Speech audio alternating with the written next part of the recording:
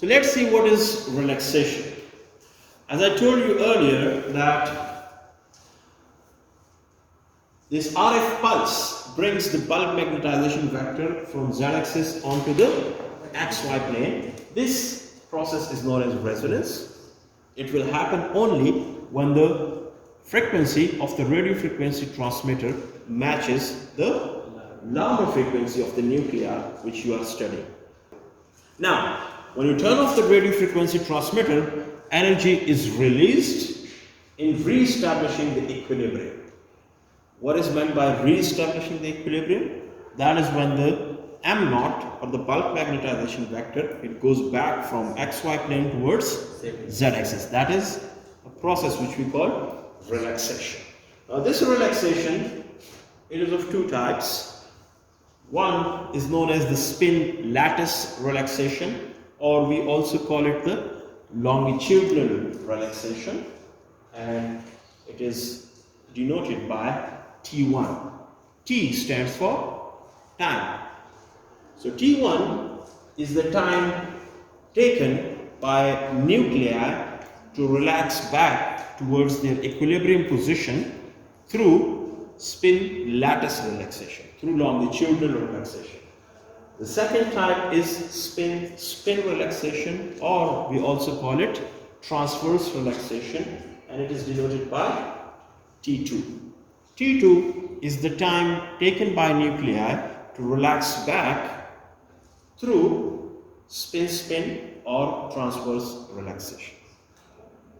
Longitudinal relaxation, it happens in a plane that is parallel to B naught, in the vertical plane.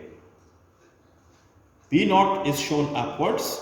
So this spin lattice relaxation or longitudinal relaxation, it happens in the same plane as B naught, right? In applied magnetic field.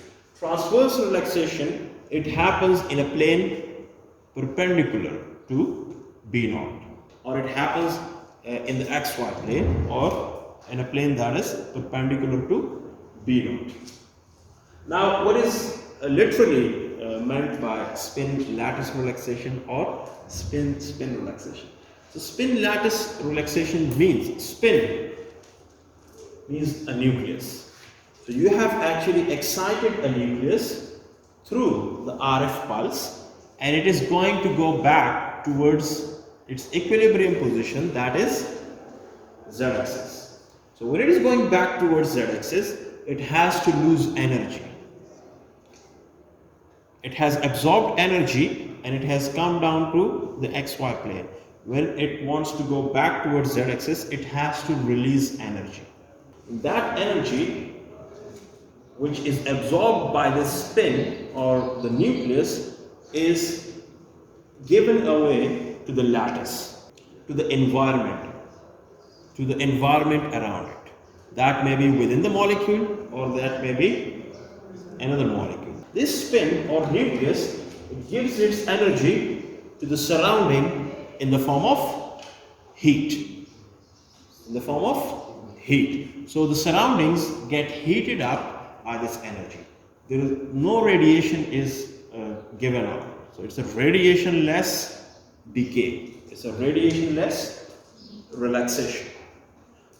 In spin relaxation, one nucleus gives its energy to the other nuclei that are close to it, right? So from one nucleus, energy is taken up by another nucleus, and that gets excited. So actually in spin lattice relaxation, energy is released, but in spin relaxation, energy is released by one nucleus, but it is taken up by another nucleus. Spin lattice relaxation is more important than spin relaxation. Why? Because it is spin lattice relaxation that gives us more information about the structure of the molecule. Or it is T1 that gives you more information about the structural features of a molecule, rather than the spin relaxation. Spin relaxation is not of much use in proton anymore. but you can use it for carbon-13 NMR. Right? In carbon, these protons, they have a very small relaxation time. T1 or T2, that is very small for proton. But for carbon, this time T1 or T2, that is much longer than protons. And these carbons, you know, they may be of different types in your molecule. This carbon may be in the form of a CH3, a methyl group, a CH2, methylene group, CH, or a quaternary carbon. So a carbon may have 3 hydrogens attached to it, it may have 2 hydrogens attached to it, it may have 1 hydrogen attached to it, or it may not have any hydrogen attached to it. Now all of these 4 different types of carbon atoms have different relaxation times. Why? Because if we have a carbon atom that has 3 hydrogens attached to it, so it has 3 hydrogens in the vicinity, that particular carbon, to which it can give away its energy through this process. If we have 2 hydrogens attached to a carbon, that carbon has 2 hydrogens to give away its energy to. If there is a CH, it has 1 hydrogen. If there is a quaternary carbon, it does not have any protons or hydrogens closer to it to give its energy to. And that is why the relaxation times of these 4 different types of carbons, they are different from each other, and that is why you can differentiate between them. So that is also another good thing about NMR, that it can help you differentiate between quaternary carbons, CH, CH2s and CH3s. But this is more important in terms of proton NMR, and it gives you a lot more information about the structure of the molecule. Another important thing about these 2 types of relaxations is that T1, which is spin-lattice relaxation or longitudinal relaxation, that can easily be calculated. You can calculate it, you can measure it. That can easily be measured or calculated through another technique that we call the inversion recovery method. The T2 is very hard to measure or calculate. So you can easily calculate T1 rather than T2. So these are the 2 mechanisms through which nuclei relax back towards z-axis. So when it is going back towards z-axis, the detector is recording all these processes happening. Right? It records the evolution of these nuclei, and then it records it in the form of an FID, that is the free induction decay, which is a decaying signal. This diagram will show you the real picture. See, M0, what is M0? These are the axis nuclei, and you already know that when we turn on the magnet or magnetic field, these nuclei start precessing. So they are always precessing around their axis. They are not static. So they are precessing this form. Then you give it a pulse. These nuclei, they go down towards the XY plane. Still they are precessing with a particular frequency, and then they start evolving and go back towards z-axis. Right? And let me show you the animation that will help you understand. See, this is excitation, and then it starts evolving around this z-axis on the xy plane, and you see the height is smaller.